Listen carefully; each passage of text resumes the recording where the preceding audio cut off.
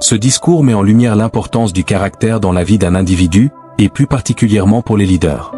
Il insiste sur la nécessité de rester fidèle à ses principes et valeurs, même lorsque cela implique des sacrifices personnels, comme la perte d'amitié ou la mise à l'épreuve de ses relations. Le caractère, selon ce texte, est une force qui ne se plie pas aux circonstances. Il est comparé aux lettres de l'alphabet, aux chiffres et aux statuts, qui ne changent pas en fonction de l'heure ou du lieu. Cette stabilité et cette constance sont les éléments clés du caractère. Il est aussi évoqué que ceux qui n'ont pas de caractère risquent de perdre leur intégrité et leur talent, car c'est leur caractère qui protège ces dons. En ce qui concerne le succès, l'auteur explique que c'est le respect des principes qui fait la différence, et non simplement l'éducation ou les compétences. Les principes sont des lois inaltérables et ne peuvent jamais être contredits, bien qu'on puisse les ignorer ou les rejeter. Le caractère est également lié à la loyauté et à la confiance. Ceux qui possèdent un fort caractère ne changent pas en fonction de l'opinion populaire ou de leurs propres intérêts. Cette constance inspire la loyauté chez les autres, un facteur essentiel pour être un leader efficace. Le discours se concentre également sur la manière dont les valeurs personnelles, telles que l'intégrité, la loyauté et le respect des engagements, doivent être appliquées de manière intransigeante, même dans des situations difficiles.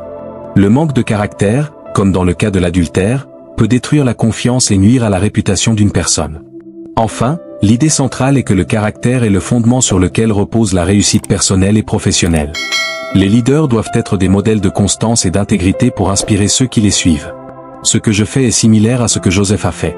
L'honnêteté ne doit jamais être considérée comme ta meilleure politique. Pourquoi?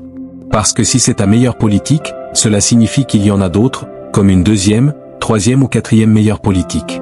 Cela signifie que je ne peux pas te faire confiance, car tu manques de caractère. Une personne de caractère, elle, dira que l'honnêteté est sa seule politique, son unique principe directeur. Troisièmement, le caractère c'est l'autodiscipline guidée par des convictions morales. Qu'est-ce que cela signifie? Une personne de caractère n'a pas besoin qu'on la surveille ou qu'on mette la police derrière elle, elle s'autocontrôle. Une personne de caractère se lie volontairement à la prison de ses convictions personnelles et jette la clé. La question est, as-tu ce caractère en toi? Es-tu une personne à vendre? Ton avenir dépend-il de ton caractère ou de ton charisme? Beaucoup de leaders, qu'ils soient politiciens, prédicateurs ou parents, tentent de vivre selon leur charisme ou leur talent. Mais sache ceci, ton don ne te protégera pas. En fait, sans caractère, ton don peut même te détruire, car c'est ton caractère qui protège ton talent. Cette session est cruciale pour ta vie, car c'est ici que tu apprendras ce qui protège ton avenir, ton caractère. On ne t'a probablement jamais appris cela dans ta vie, ni dans ton séminaire. C'est la raison pour laquelle de nombreux prédicateurs tombent si rapidement. Le caractère, c'est ce que j'appelle un effort constant et permanent pour aligner tes paroles, tes actions et tes faits en une seule entité. Le mot l'intégration signifie devenir un. Le caractère, c'est lorsque tes paroles, tes actes et tes faits se fondent en une seule chose. Tu ne souffres pas de schizophrénie, une personne sans caractère dira une chose et en fera une autre, tu ne sauras jamais vraiment qui tu es en train de rencontrer, car cette personne manque de cohérence. Le cinquième point sur le caractère, c'est qu'il implique le sacrifice pour ses principes. Quand tu as du caractère, tu es prêt à sacrifier une amitié pour défendre tes convictions. Tu es prêt à perdre ton meilleur ami pour garder tes principes.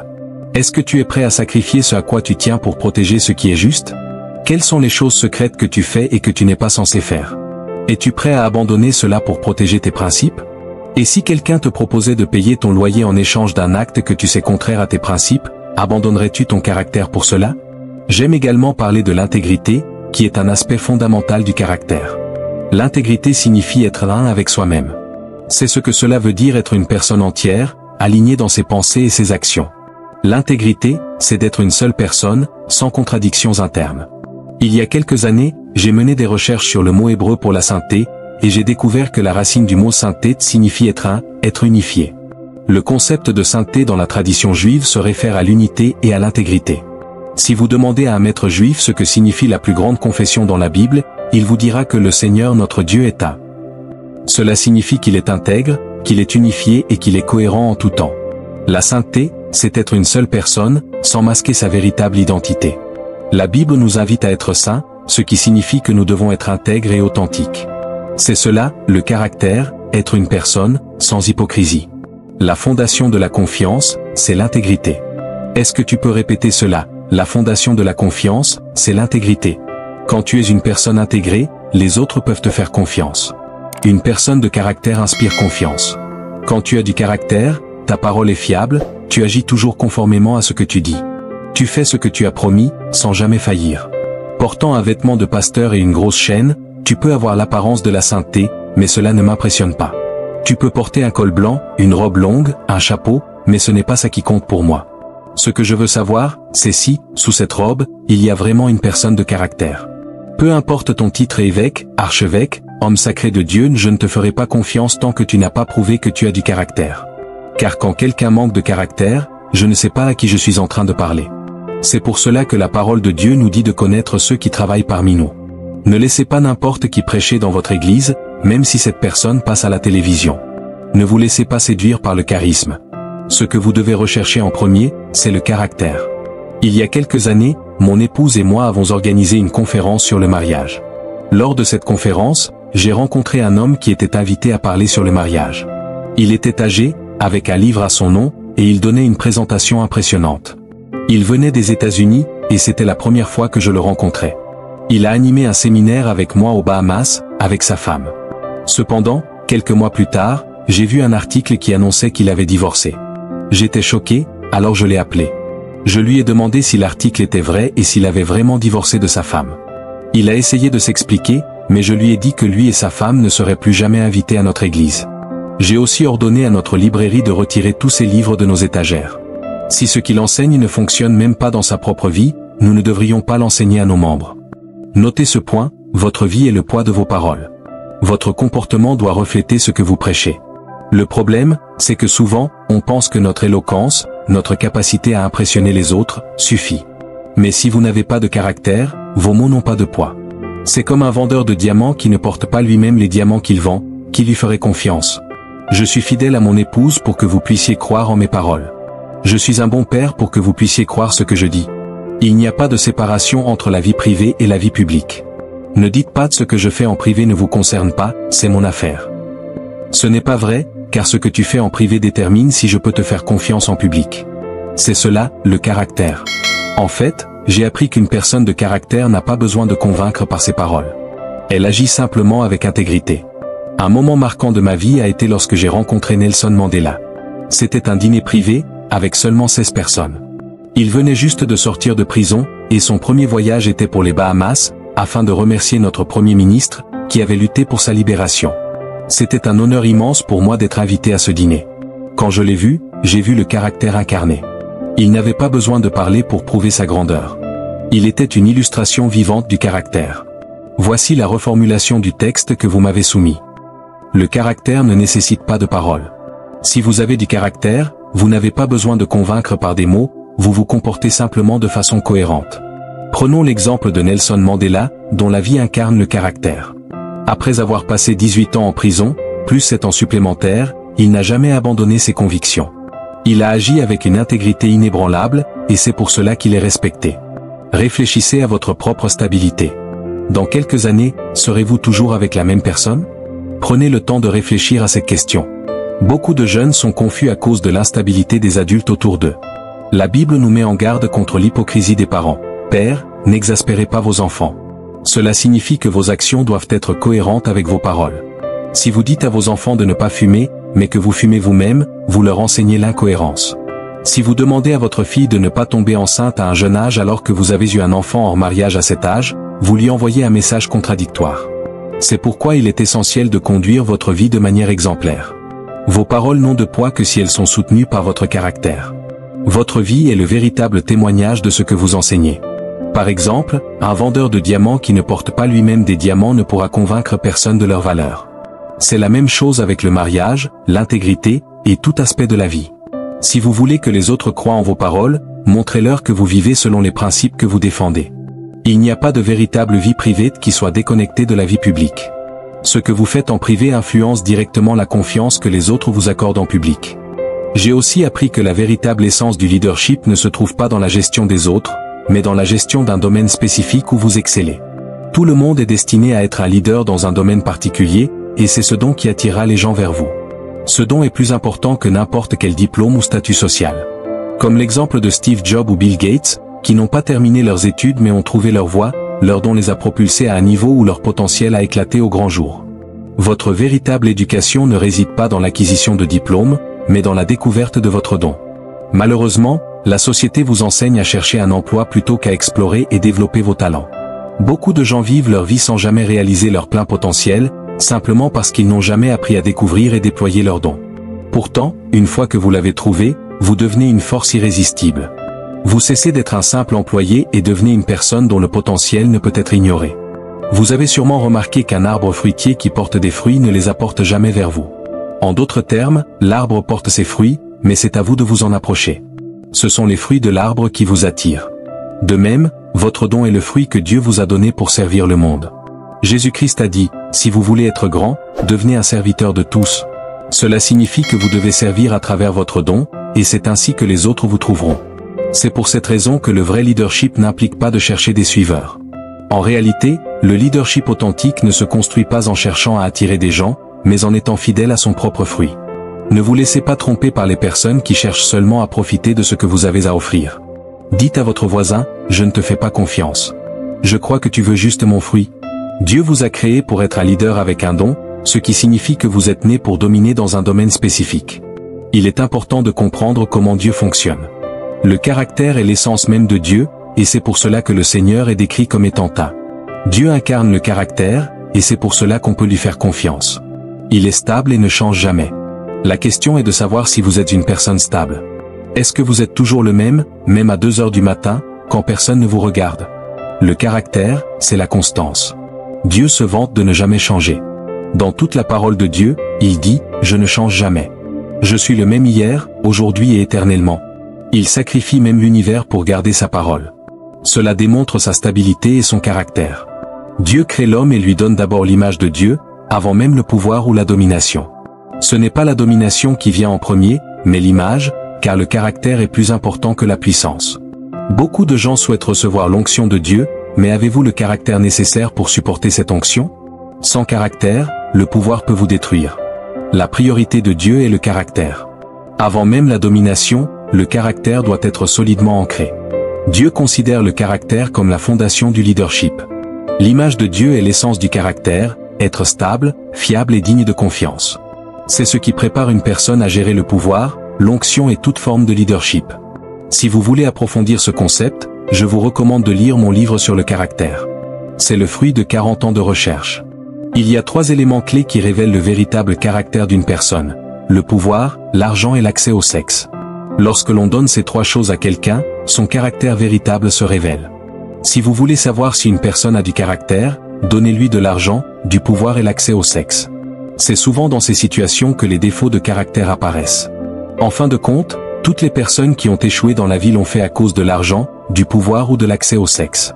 La question est, avez-vous ce qu'il faut pour terminer la course? Réfléchissez bien, car ce n'est qu'en ayant un caractère solide que vous pourrez véritablement réussir. Vous avez sûrement remarqué qu'un arbre fruitier qui porte des fruits ne les apporte jamais vers vous. En d'autres termes, l'arbre porte ses fruits, mais c'est à vous de vous en approcher. Ce sont les fruits de l'arbre qui vous attirent.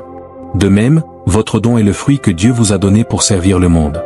Jésus-Christ a dit, si vous voulez être grand, devenez un serviteur de tous. Cela signifie que vous devez servir à travers votre don, et c'est ainsi que les autres vous trouveront. C'est pour cette raison que le vrai leadership n'implique pas de chercher des suiveurs. En réalité, le leadership authentique ne se construit pas en cherchant à attirer des gens, mais en étant fidèle à son propre fruit. Ne vous laissez pas tromper par les personnes qui cherchent seulement à profiter de ce que vous avez à offrir. Dites à votre voisin, je ne te fais pas confiance. Je crois que tu veux juste mon fruit. Dieu vous a créé pour être un leader avec un don, ce qui signifie que vous êtes né pour dominer dans un domaine spécifique. Il est important de comprendre comment Dieu fonctionne. Le caractère est l'essence même de Dieu, et c'est pour cela que le Seigneur est décrit comme étant un. Dieu incarne le caractère, et c'est pour cela qu'on peut lui faire confiance. Il est stable et ne change jamais. La question est de savoir si vous êtes une personne stable. Est-ce que vous êtes toujours le même à 2 heures du matin, quand personne ne vous regarde? Le caractère, c'est la constance. Dieu se vante de ne jamais changer. Dans toute la parole de Dieu, il dit, je ne change jamais. Je suis le même hier, aujourd'hui et éternellement. Il sacrifie même l'univers pour garder sa parole. Cela démontre sa stabilité et son caractère. Dieu crée l'homme et lui donne d'abord l'image de Dieu, avant même le pouvoir ou la domination. Ce n'est pas la domination qui vient en premier, mais l'image, car le caractère est plus important que la puissance. Beaucoup de gens souhaitent recevoir l'onction de Dieu, mais avez-vous le caractère nécessaire pour supporter cette onction? Sans caractère, le pouvoir peut vous détruire. La priorité de Dieu est le caractère. Avant même la domination, le caractère doit être solidement ancré. Dieu considère le caractère comme la fondation du leadership. L'image de Dieu est l'essence du caractère, être stable, fiable et digne de confiance. C'est ce qui prépare une personne à gérer le pouvoir, l'onction et toute forme de leadership. Si vous voulez approfondir ce concept, je vous recommande de lire mon livre sur le caractère. C'est le fruit de 40 ans de recherche. Il y a 3 éléments clés qui révèlent le véritable caractère d'une personne: le pouvoir, l'argent et l'accès au sexe. Lorsque l'on donne ces 3 choses à quelqu'un, son caractère véritable se révèle. Si vous voulez savoir si une personne a du caractère, donnez-lui de l'argent, du pouvoir et l'accès au sexe. C'est souvent dans ces situations que les défauts de caractère apparaissent.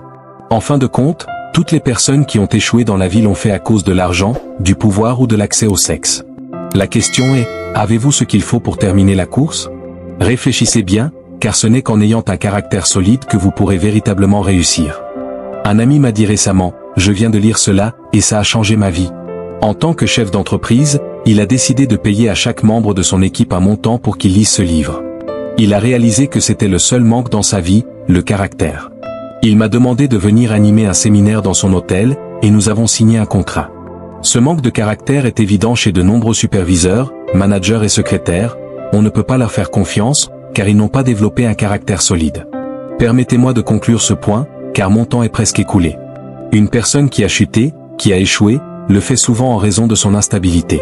Elle devient imprévisible, et c'est l'un des premiers signes d'une personne défaillante. Les gens sont en proie à des batailles internes, notamment avec des problèmes d'infidélité et de stabilité. Cela a des conséquences majeures, car tout ce que l'on bâtit peut être détruit en un instant. Je vous en prie, pendant que nous faisons une pause avant la dernière session, prenez un moment pour réfléchir. Ce que vous faites aujourd'hui déterminera si vous réussirez. Cela commence par une décision, celle de vous débarrasser des influences et des habitudes qui nuisent à votre caractère. Cela peut être des amis qui vous tirent vers le bas ou des comportements destructeurs. La question est, serez-vous en mesure de finir la course? Réfléchissez Y. La réussite n'est pas simplement une question de compétence ou de talent, mais de caractère. Vous ne serez jamais vraiment en sécurité tant que vous ne protégez pas votre caractère. C'est la base de votre réussite. La dernière diapositive que je vous partage concerne la source de vos valeurs. C'est ce qui forme la base de votre caractère. Les valeurs, les principes qui vous gouvernent, se construisent à partir de votre système de croyances.